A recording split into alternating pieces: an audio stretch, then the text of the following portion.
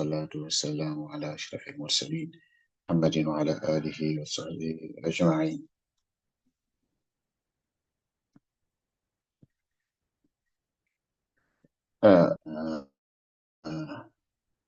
Navigated through Imam al-Ghazali's classification of knowledge and classification of groups.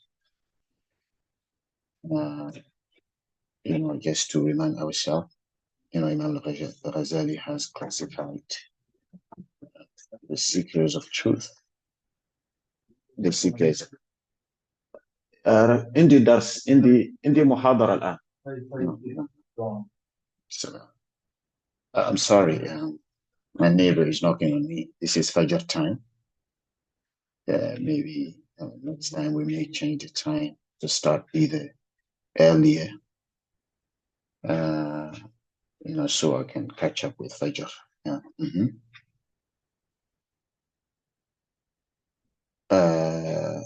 Yes. So we wanted to refresh our mind of Imam al-Ghazali's classification of the seekers of truth.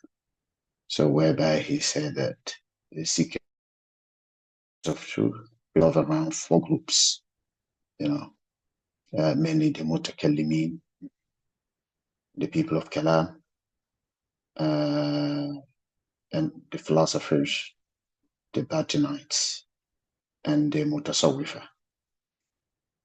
whereby he started explaining the approach of the mutakallimin in seeking truth. And then now he started talking about the approach of the philosophers. Yeah. And he, in a way, talking about the philosophers, so he wanted to remind us of the scope of philosophy. So according to him, according to Imam al-Ghazali, philosophy revolves around 6 main subjects, namely mathematics, logics, natural science, issues related to to God, ilahiyya, siyasa, politics, and ethics. Basically, ilahiyya is metaphysics, the philosophy of metaphysics. So whereby he started talking about mathematics and how mathematics is, it's not mathematics something good, it's useful. But the problem with mathematics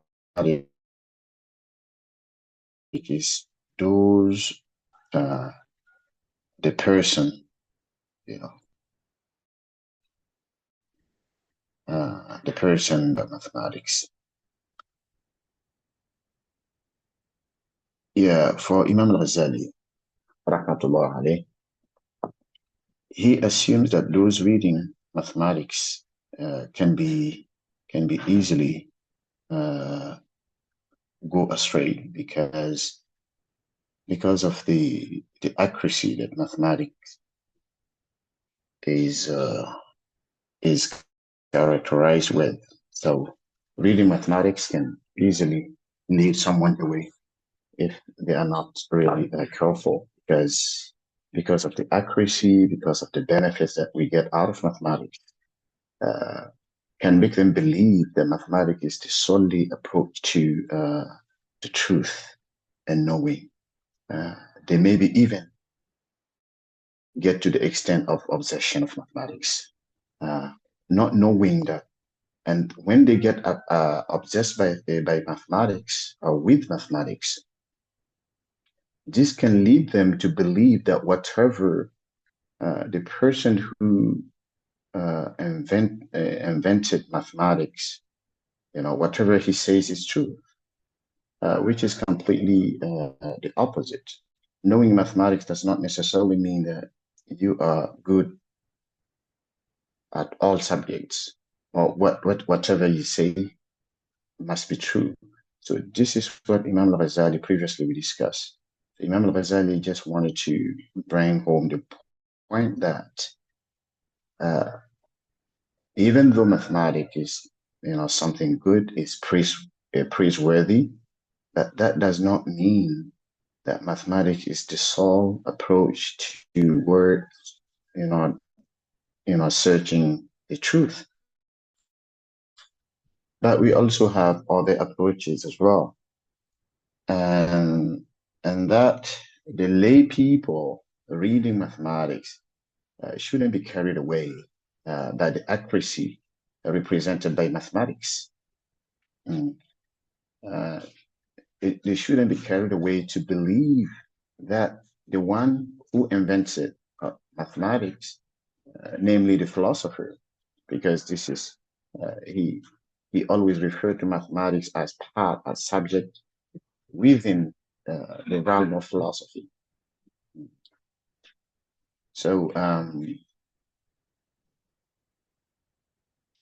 and therefore, we shouldn't be carried away. So, the person who invented mathematics does not necessarily mean, or who even elaborated mathematics does not necessarily mean he is able to get to the truth.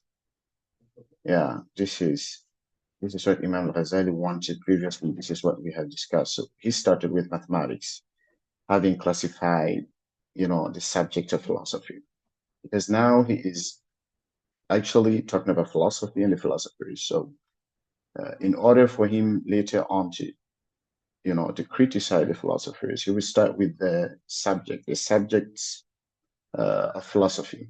So he started with mathematics. He did not criticize mathematics per se as mathematics. On the contrary, you know, um, Imam al-Ghazali sees mathematics as praiseworthy, something good, for the sake of invention. He even mentioned the accuracy of mathematics. Yeah.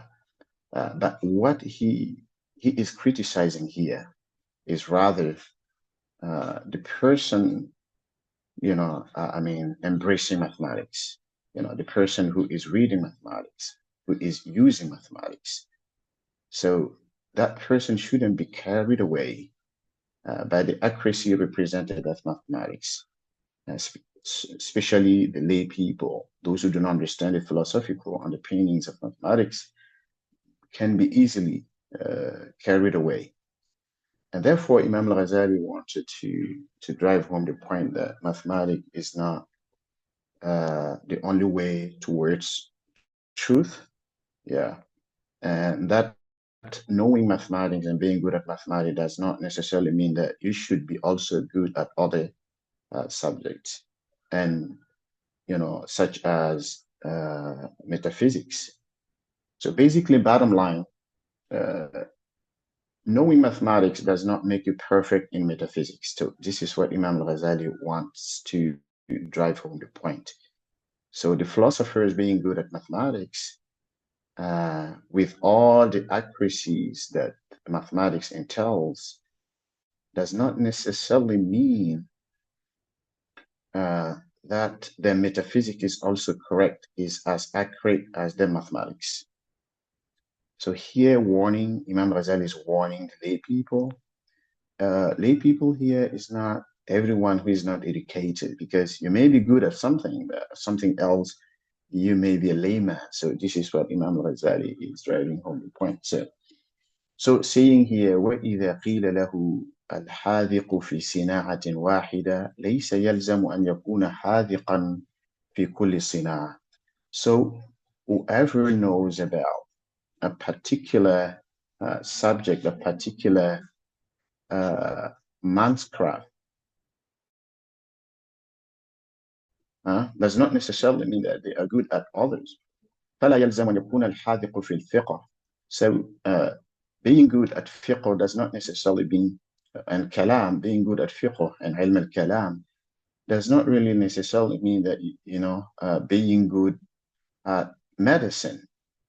So, there is no link, there is no relationship. So being good at mathematics does not necessarily mean that you will be as accurate in mathematics as you are in metaphysics. ولا أن يكون الجاهل بالعقليات جاهلا بالنحو.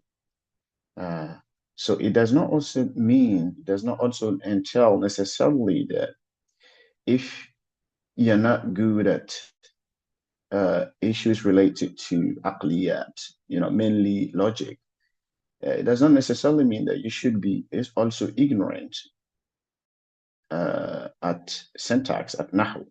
بل لكل صناعة أهل. Every subject has its people, as its, I mean, experts. فيها رتبة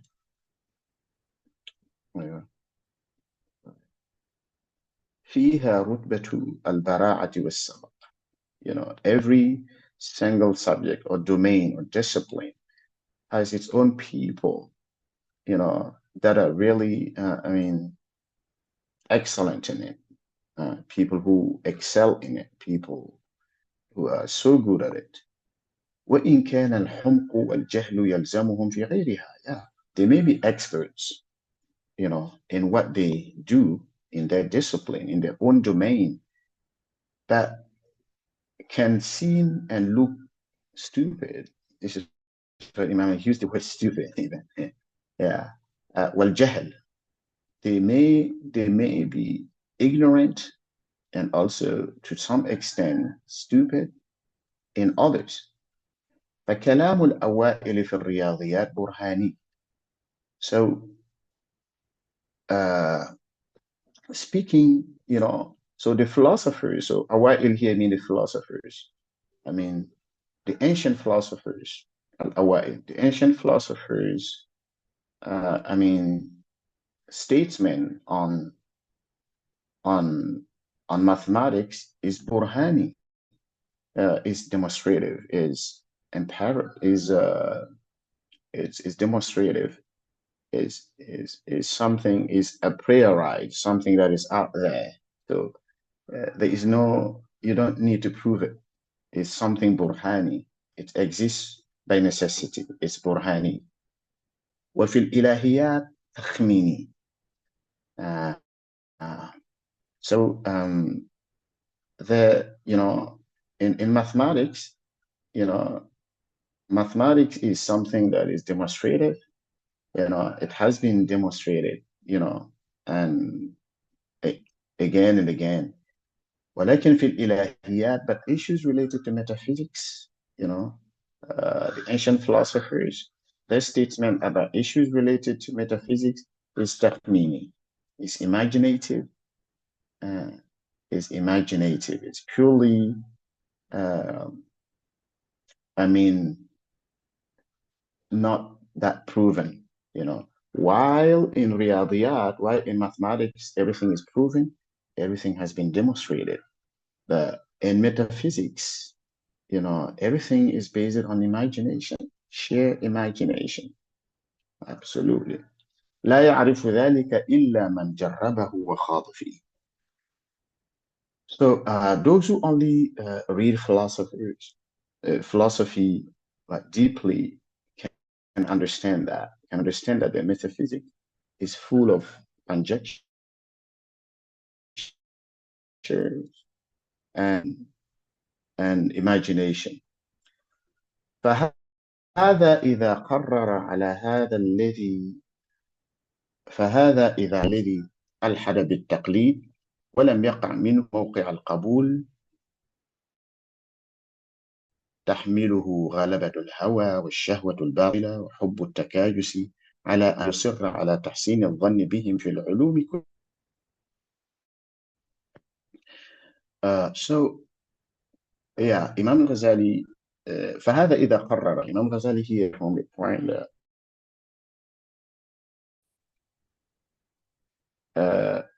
those who follow blindly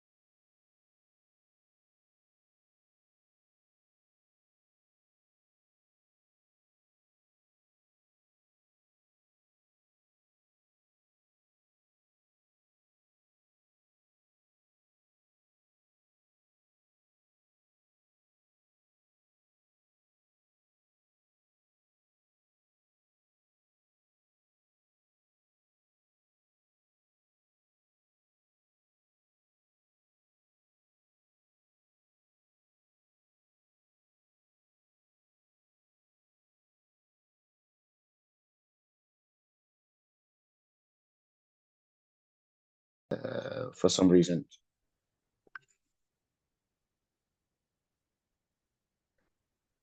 Uh, yes, to just refresh your mind before I had the connection problem. Imam al-Ghazali still emphasizing the fact that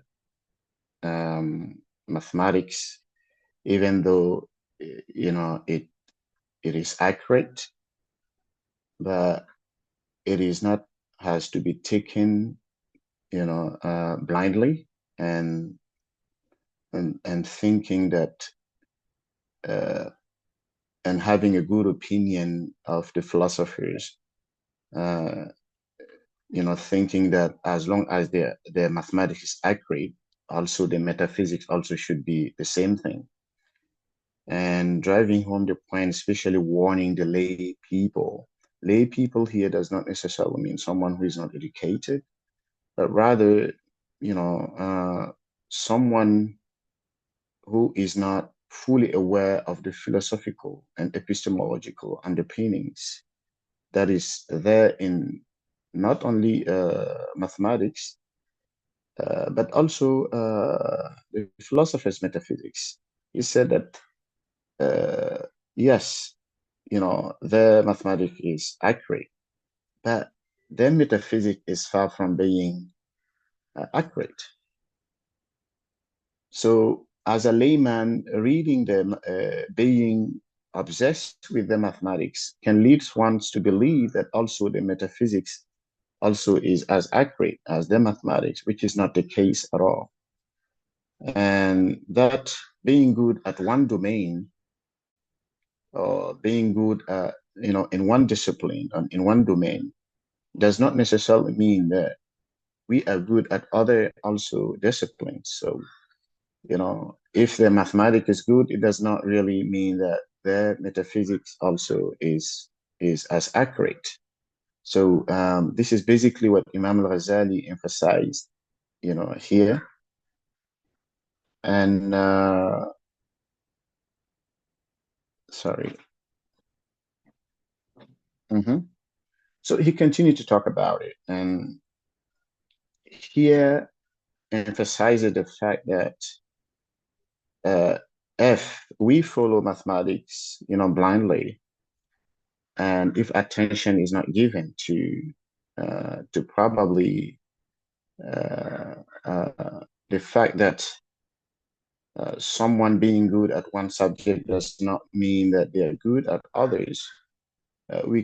Can we can easily fall trapped into the metaphysics and therefore can even go astray.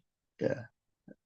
ولم يقع منه موقع القبول بل تحمله غلبة الهوى والشهوة الباطلة وحب التكايس على أن يصر على تحسين الظن بهم في العلوم كلها. Ah, so being obsessed, with the mathematics can lead one, you know, through the hawa, through, you know, um, through the hawa to believe also and to be, carried away, thinking and having good opinion of all the sciences, understand? Because this is hawa, the hawa, this is the nafs. The nafs, uh, when we get obsessed with something, because you believe that that thing is accurate, is scientific. It's like nowadays, we tend to be very obsessed and fascinated with Western, derived knowledges, and though then to believe we that may take us to believe that wow, the statesmen, related to sociology, and also psychology and all these domains also may be true, which is not the case at all. This is what Imam al-Ghazali wanted to, to really emphasize. So we should be careful, one if one domain is accurate, if one domain is in a way praiseworthy, does not mean that all the domains should be so, all the disciplines should be so, namely the metaphysics. فهذه آفة عظيمة لأجلها يجب زجر كل من يخوض في تلك العلوم. So Imam Ghazali here went a little bit far, saying that uh, this is actually a great shortcoming. This is a big shortcoming, actually. Mm. And therefore, those who really, go deeper into these sciences.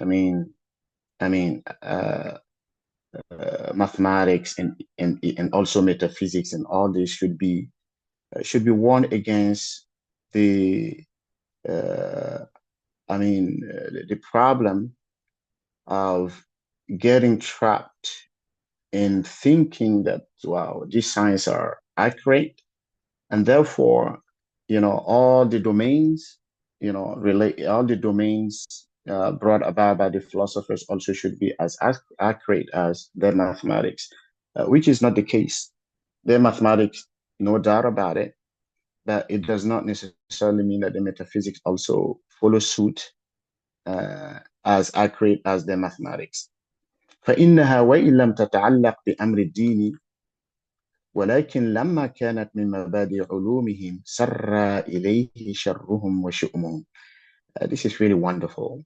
So Imam Ghazali saying here that even though other sciences, including natural sciences and mathematics, are not related to religion, but as long as the principles are embedded in it,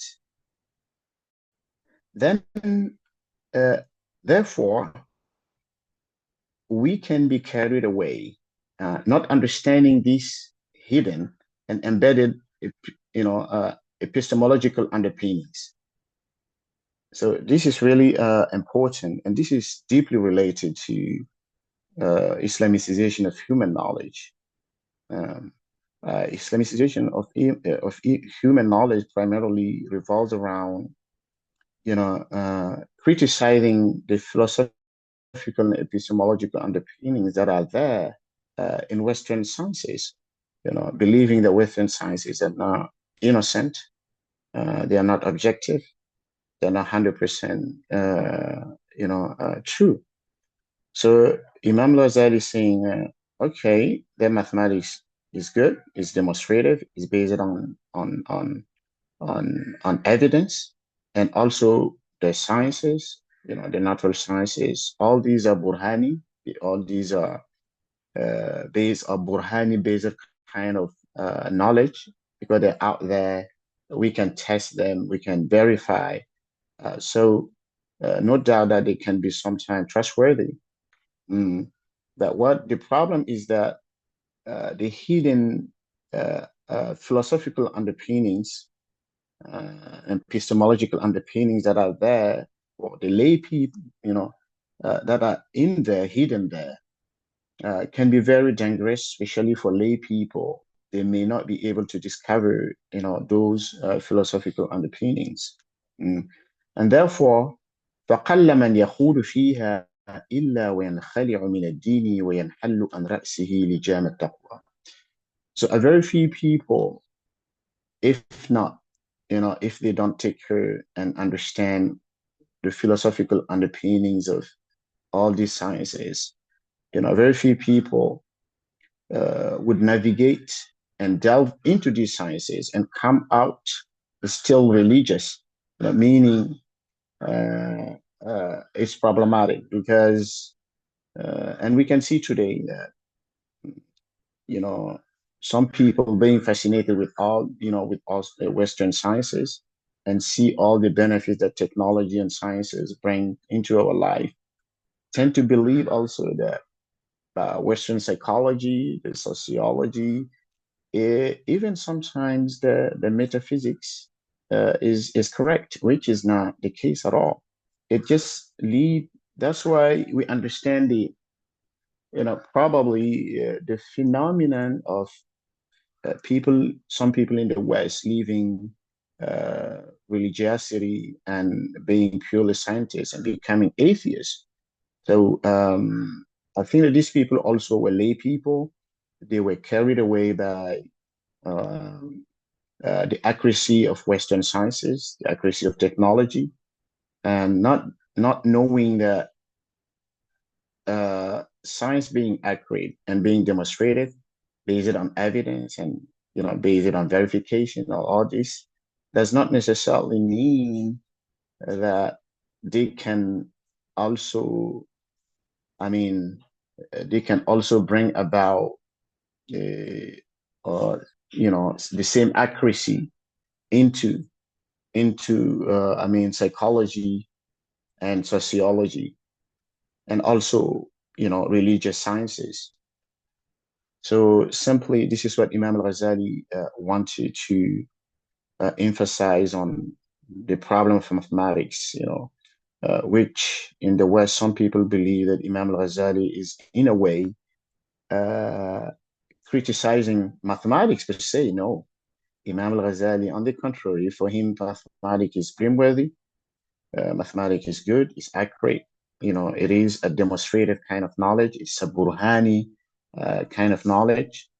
But the problem with mathematics, if you don't understand the philosophical underpinnings of the approach of the philosophers, hmm, and look at the big picture, including the metaphysics, you may be alluded, you may be in a way carried away and believe that wow, all the domains brought about by the philosophers must be true, which is not the case. Yeah, their sciences may be accurate, the mathematics may be accurate, but when it comes to the metaphysics, the ethics, and and all these, there is a problem. So this is what Imam al-Ghazali wants to say. And it can even lead one to, to disbelief in a way, to disbelieve, even unconsciously. Yeah. So this is what Imam al-Ghazali, in a way, Imam al-Ghazali is here not warning, those who really understand the philosophical underpinnings of, all these sciences, but rather the lay people, those who are not aware of what is hidden and what is embedded in these sciences per se. So, so Imam al-Ghazali, this is the first shortcoming Imam al-Ghazali take on mathematics, not on mathematics per se, but of course those who are fascinated with mathematics and the accuracy of mathematics, and today the accuracy of Western sciences, the technology, something that can lead them away easily to believing that wow, this accuracy can be also replicated in other domains as well. So Imam al-Ghazali wants to say that this is not correct, even though if the technology is good, does not necessarily mean that the psychology, the ethics, and all this, yeah, which is really warranted to, in my view, yeah. And this is the very, mission of Islamicization of human knowledge. So the mission and Islamization of human knowledge basically revolves around telling people, oh, be careful. In Western, what psychology, there is a problem. In Western sociology, there is a problem. Uh, in Western ethics, also there is a problem.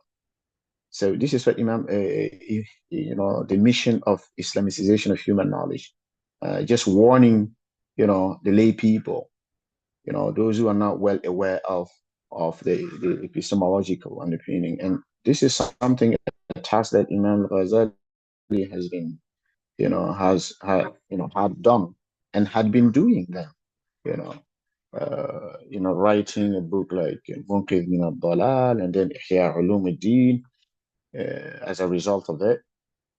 And so, yeah, so Imam Ghazali is relevant to today, and his statement, should be taken into consideration as far as Islamicization of knowledge is concerned. Al-Afa Thaniya. So Imam Ghazali here is going to start talking about the second shortcoming that may come out of, being obsessed and fascinated with mathematics and also natural sciences in general, and the sciences created by the philosophers, the ancient philosophers. نشأت, so this shortcoming comes from Sadiq al-Islam. This is another, another argument that criticizing mathematics, does not necessarily mean that mathematics is bad, or even criticizing the natural sciences and the philosophical underpinning principles hidden in it does not necessarily mean that mathematics is not praiseworthy. So he is now turning into, a zealous defender of Islam and trying to negate or ignore the sciences that are out there. So this approach is really, which is really Imam al-Ghazali, which is really an approach that we really lack today, to be honest with you. So self-criticism is something else. Here, Imam al-Ghazali say, okay, the second shortcoming comes from a friend of Islam, meaning a Muslim, but ignorant. ظن أن الدين ينبغي أن ينصر بإنكار كل علم منسوب إليهم. And that ignorant Muslim may think that defending Islam means, denying, or in a way not taking or criticizing everything that comes from the philosophers, including mathematics and sciences and all this. فأنكر جميع علومه. So there are some people also that, totally, negate and totally refuse, the sciences created by the philosophers. وادعى جهلهم. And even, claim that the philosophers are ignorant in these sciences, that they don't know these sciences, the sciences that they have created themselves. So denying all these sciences, refusing to take off these sciences. حتى أنكر قولهم في الكسوف والخسوف. They even went far into denying the philosophers' theories on, solar and lunar eclipses. So look, denying their knowledges so as to deny even solar and lunar eclipses, something that the Prophet ﷺ even talked about.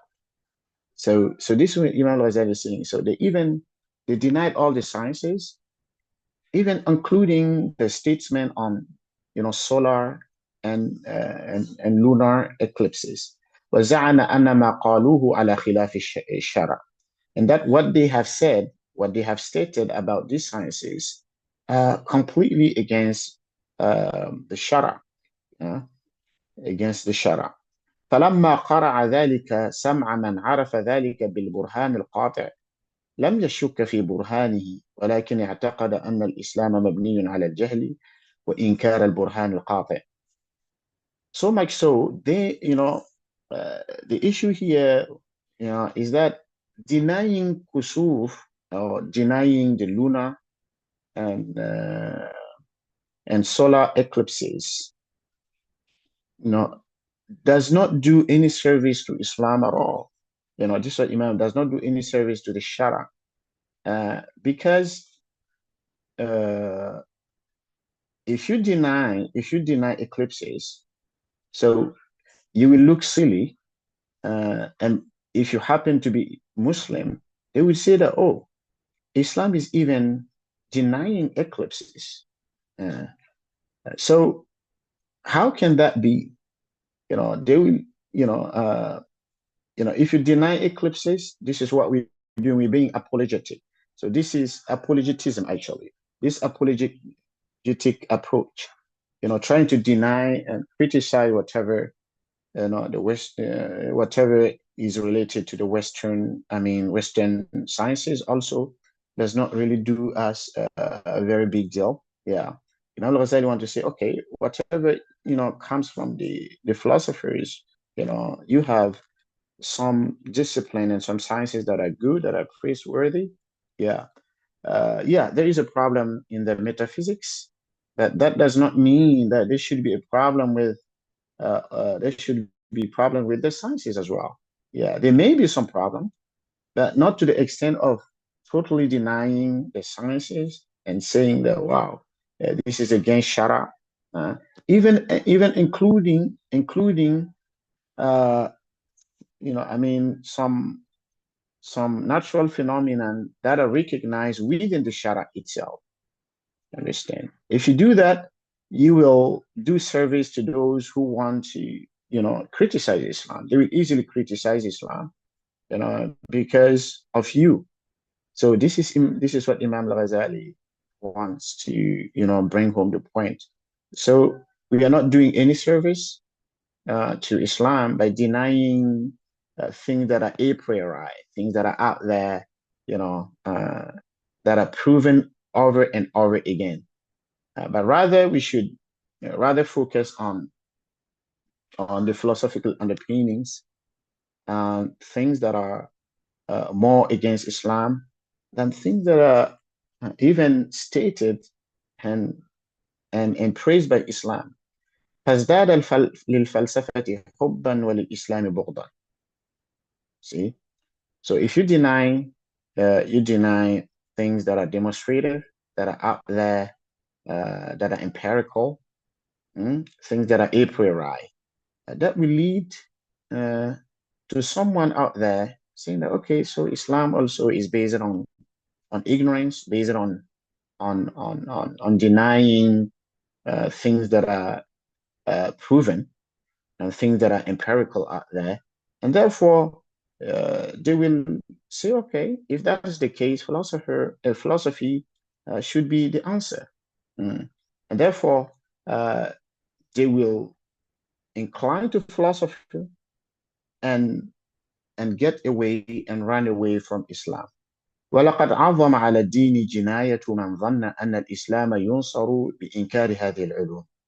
Wow, this is really powerful by Imam al-Ghazali. So Imam al-Ghazali considered it to be actually a crime. وَلَقَدْ عَظُمَ عَلَى الدِّينِ جِنَايَةُ مَنْ ظَنَّ. Wow. He said that whoever thinks that, you know, it is, defending Islam entails denying all sciences, is actually committing a crime against Islam. So this is literally what Imam al-Ghazali is saying. It's a crime against Islam to deny all sciences. Subhanallah. This is very deep. And this goes against all who, most of those who are really criticizing Islam, Imam al-Ghazali, and saying that Imam al-Ghazali, in a way, did away with rationality, with rational thinking. I can't believe that.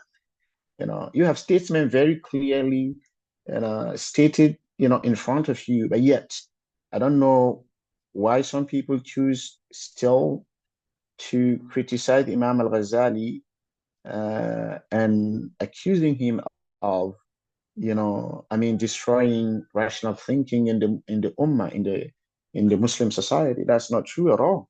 Imam al-Ghazali is praising, Western science, the philosopher sciences at a time, which is today, of course. If we were to draw an example, the Western sciences, are full of, philosophical problems, especially sciences related to society, and human being and ethics.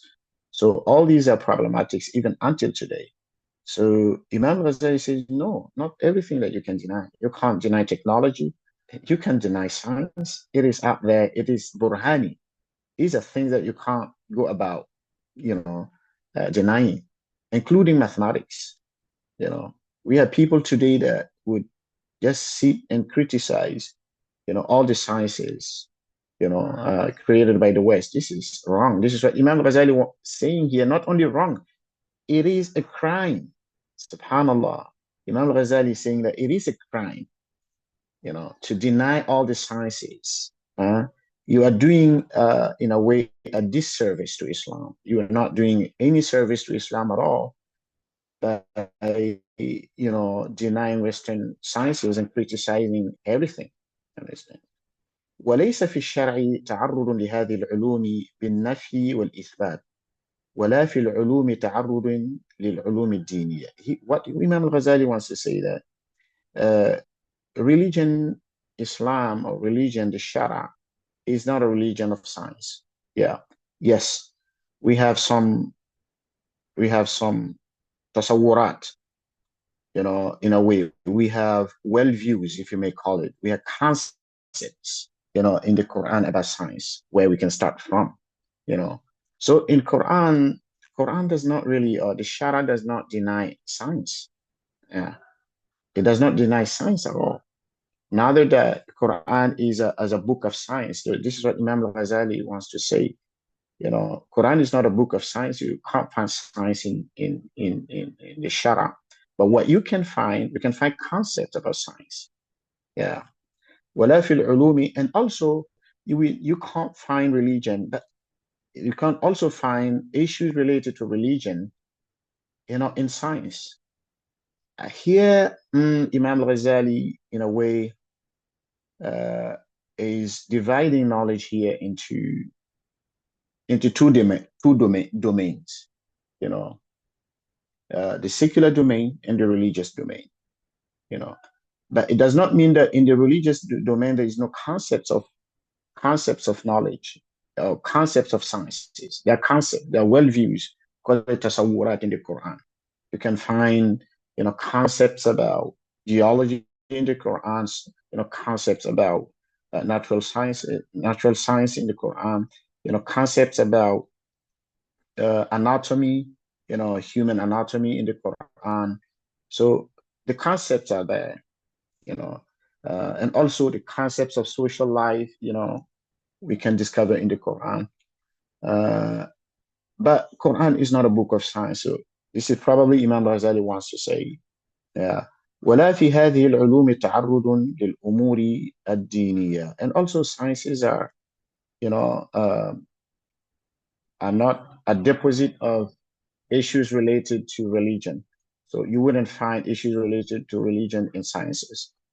So bottom line, Imam al-Ghazali here is just trying to warn us not to be carried away by our love for Islam, our love for whatever is produced by Islam, to deny science, to, especially Western sciences. Yes. So, there is some aspect of Western sciences to be that is praiseworthy, and that we should recognize. And there are also some part of Western science that is blameworthy, probably, that should be criticized. Not everything that should be criticized, not everything that should be denied. Yeah. So Imam al-Ghazali, in order to prove, to bring home the point, in order to emphasize what, he has just said about, being a zealous, having that,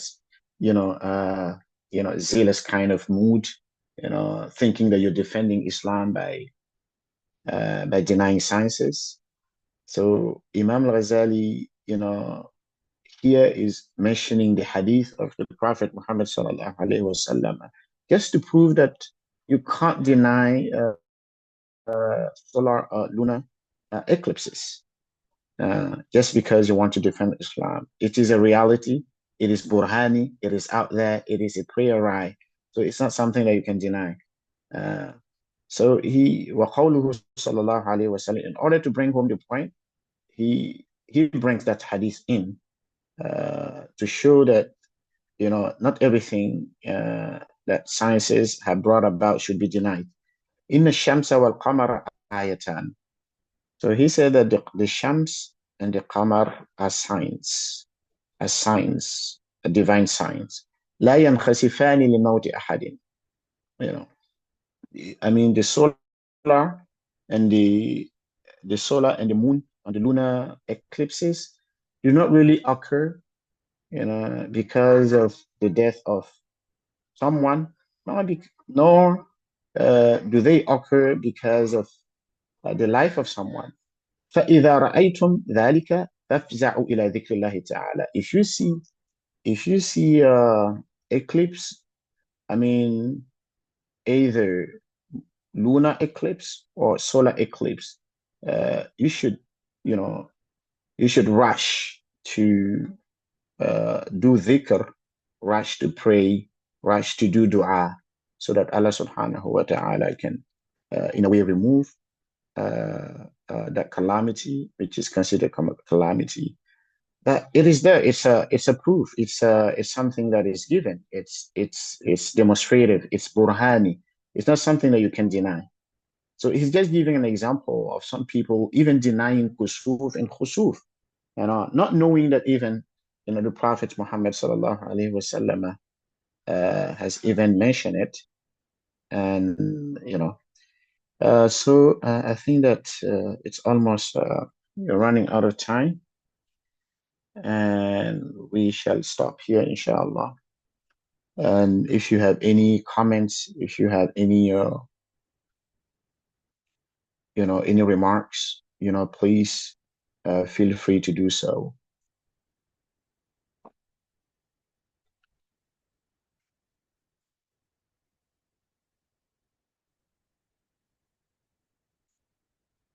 Do you have any remarks or any comments, or even a question if you feel you have one?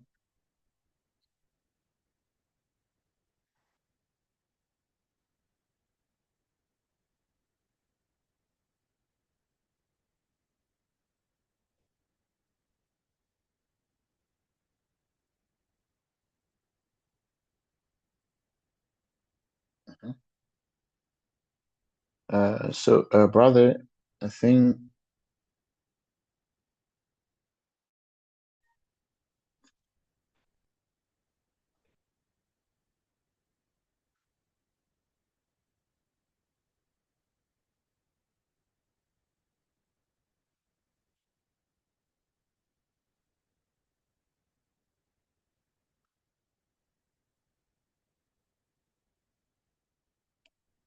Do you have any question? Please have any question, any remark, any comments on that, and we are open to, even if you're criticism, we are open to criticism. So feel free to do so.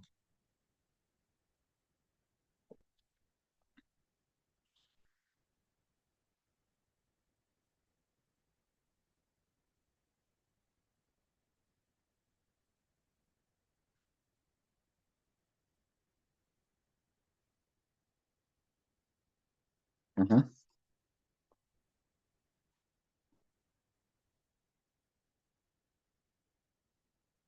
So,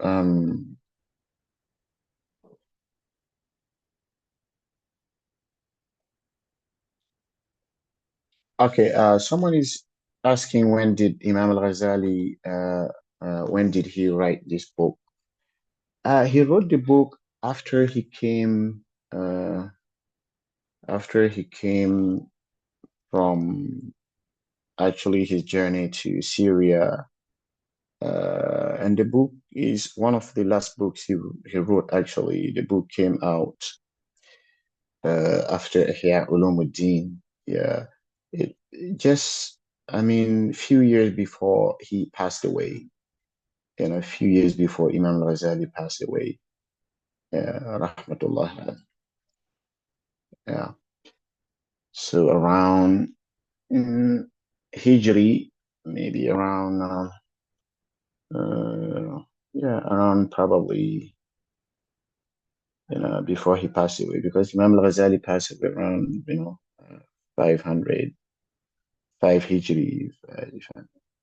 So meaning that the book is written around 500, probably 2 Hijri. Yeah, because like 3 years before he passed away, 2 years before he passed away, you know, when he came back to, of course, Iraq, because he was away, he went to on his journey, on his, you know, journey to Jerusalem, first to Syria, uh, and then to Jerusalem, then to Mecca, then his way home back to Jerusalem. Then he went to Iraq, because he fled Iraq. He was in Iraq, in Baghdad. This is where he felt, in a way, that whatever he was doing at that time was not the sake of Allah, and he felt that there was a need for him to run away and hide and try to rectify himself and create whatever he knows, and and he, staying in Baghdad wouldn't have allowed him to do so. Then he fled away, to Syria, you know, where he spent some time. So his journey took him over, as we said, almost, uh, I don't remember actually, but his journey took him, along. He went to Syria, then, to Palestine, then from Palestine to, you know, he went back to Mecca, and then from Mecca, on his way to Baghdad again, where his students, his disciple asked him to write the book. And he did, to show them how he went about doubting, everything around him, trying to criticize sciences and see what is true and what is not true. So this book is among the last books that he wrote, actually. Mhm,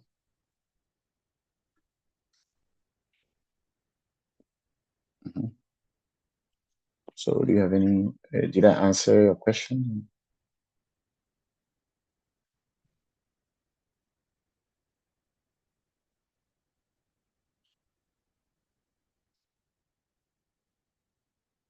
Yeah, yeah, definitely, yeah. So he was, uh, sister is not skeptical of his own knowledge, but rather, it's an approach. Imam al-Ghazali also had I wouldn't say psychological problem, but he was a self-blaming kind of problem. So, at a time believing that whatever he was doing, because he was at a time, like, today, what would say, a distinguished professor at the Navamiya Madrasa at the time. So he was the main person, meaning he was a target of everyone, including the caliphs at that time. So he felt that, um, he was not doing it for the sake of Allah, purely for the sake of Allah. And Imam al-Ghazali, even if you read Ihya Ulum and later on the works done by Imam al-Ghazali, you will find that the issue of niyyah in Imam al-Ghazali is very paramount.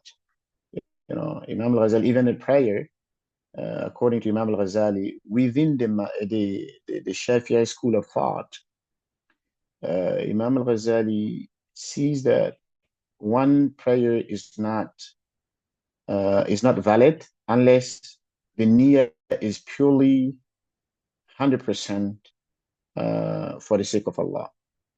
Of course, this statement uh, is not popular within the mainstream Shafi'i madhab, but Imam al-Ghazali, the issue of heart is very important. So there was a time he felt that he was not doing it for the sake of Allah. So that's why he fled away. So he fled away in order to rectify himself, I mean, spiritually, as well as intellectually. He benefited a lot. And he had this doubt, he doubted not his own knowledge, but his own knowledge that is related to philosophy and all these stuff. Because that philosophy played a very big role into developing many disciplines. Many Islamic disciplines. For example, mantiq. If you're talking about mantiq, Imam al-Ghazali, mantiq is logic. Imam al-Ghazali actually, was one of the earlier people to write about mantiq.